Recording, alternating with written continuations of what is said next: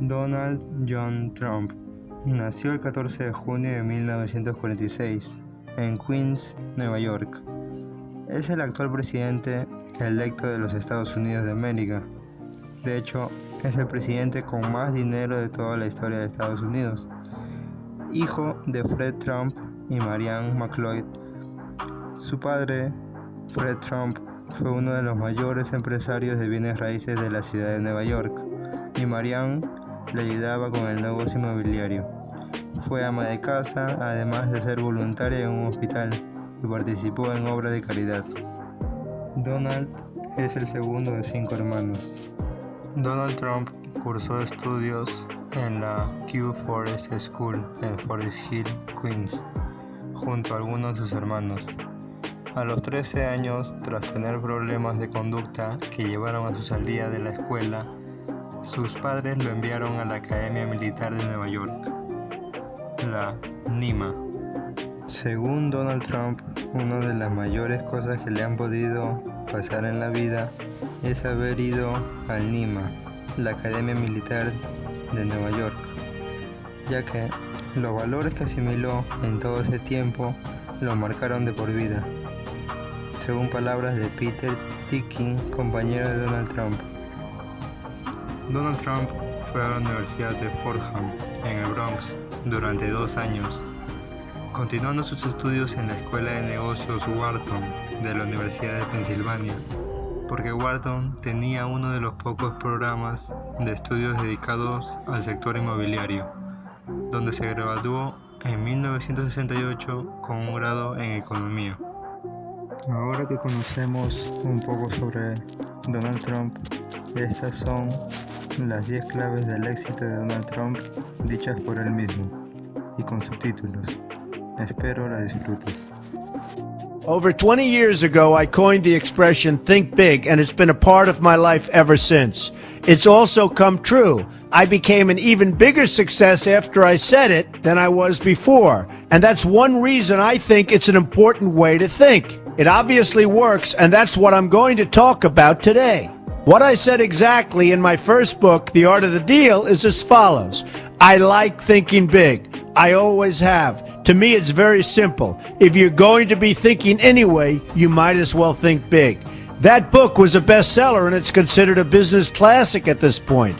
But I never thought those words would become bestsellers in their own right.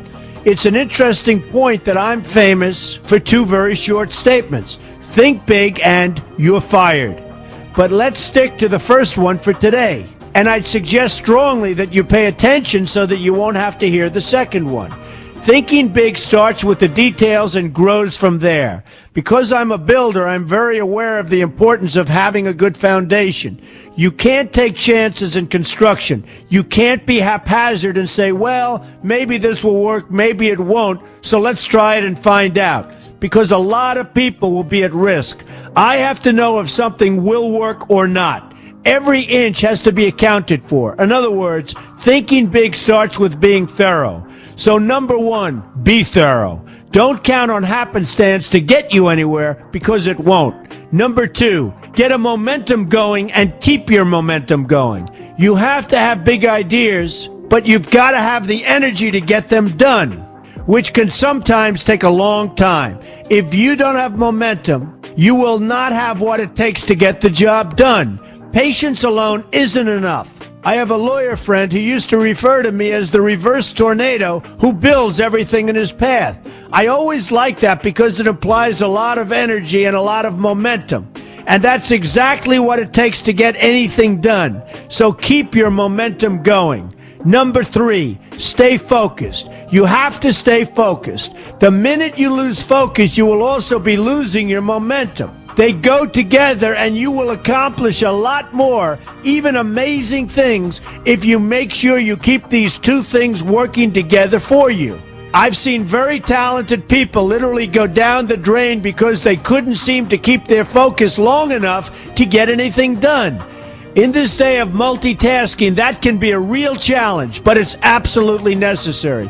Ask yourself this question: what should I be thinking about right now? That simple question can restore your focus in no time at all. And your answer right now should be, listening to Donald Trump.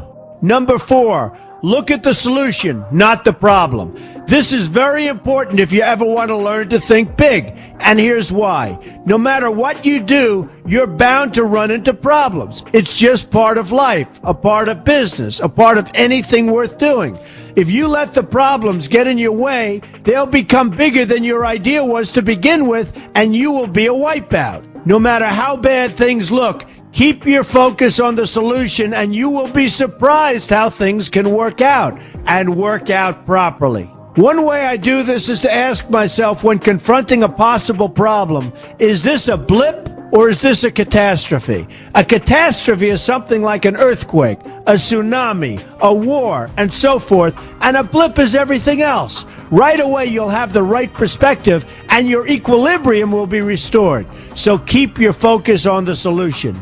Number 5, see opportunity for what it is, an opportunity. For example, why are you listening to me today? Curiosity? You like me? You don't like me? You want to learn? You have nothing else to do? You want to hear me tell you you're fired? I hope not, but whatever your reasons might be, they've brought you to a good place to get involved and to learn, and that's an opportunity right there. People think that because I'm rich and famous that I know everything. I know a lot, but one thing I know is that I don't know everything. So I ask myself this question every day. What can I learn today that I didn't know before? And you know what? I learn something new every single day.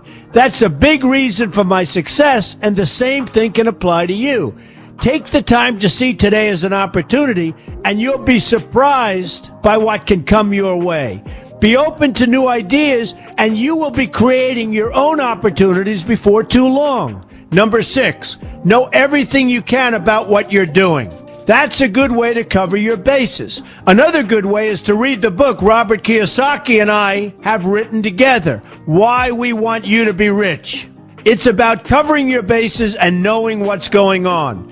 I remember when some guys came in to meet with me about a great idea they had for an atrium for a building on Wall Street. It was a beautiful idea except for one thing. None of them had thought about how the building would be supported around this fabulous atrium. They didn't take into account the steel columns that were necessary to support a 72-story building. A very big and embarrassing oversight that could have been avoided if they'd taken the time to think about what they were doing. Don't let that happen to you. Know what you're doing first. Number 7, be lucky. Remember the old saying, the harder I work, the luckier I get. Well, it happens to be true. It works for me, and I've encountered some pretty big successes. But this goes along with something that's absolutely necessary for great success. Be passionate. You have to love what you're doing if you want to be successful at it. My father told me that it's absolutely true. I might work 7 days a week, but it doesn't seem like work to me because I love what I'm doing. If you don't like what you're doing, find something else to do, or do it part-time until you can find something full-time. You will never be successful, happy, or healthy unless you're doing what you love to do. That's just the way it is. So give it some thought. In fact, give it a lot of thought. For example, if you're feeling frustrated, there are 2 ways to look at the situation. Frustration can mean that maybe you're expecting too much, or it can be an indication that you know you should be, or could be, doing more. Use frustration as a motivator. Use it to get where you want to go instead of staying where you don't want to be. But above all, be passionate. That's the fast track to success, no matter what your interests are. Number 8, see yourself as victorious. That can zap negativity immediately and put a positive spin on problems. I've gotten to the point where I see problems as challenges that I'll enjoy meeting and dealing with.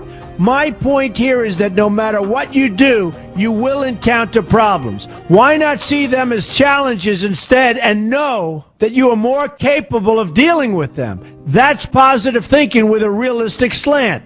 When I go into negotiations, I keep an open mind to what may happen. But I can tell you that there's already a done deal attitude on my part. I've already thought the process through to the extent that I know everything will be better off if they agree with what I've come up with because I've taken both sides into account. I enter the situation with a victorious attitude, and I've had enough victories to know that this attitude works. Use it.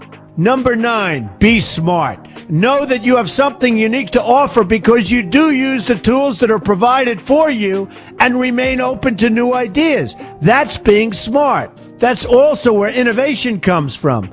Being smart means you know how to use what you've got.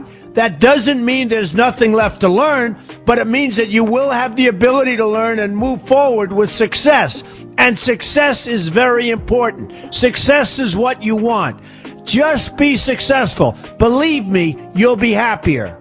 I know people who have had very few real advantages in life, and yet they've managed to become giant successes. They figured out how to use what they had, not to dwell on what they didn't have.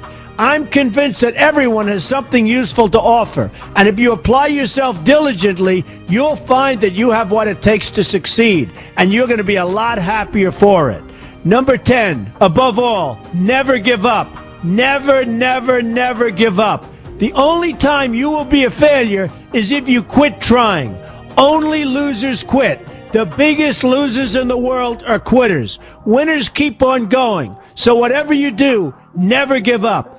My father always used to harp, never give up, son, never give up. Don't ever quit. I never want to see you give up or quit. Well, my father was a smart guy, and I listened to him.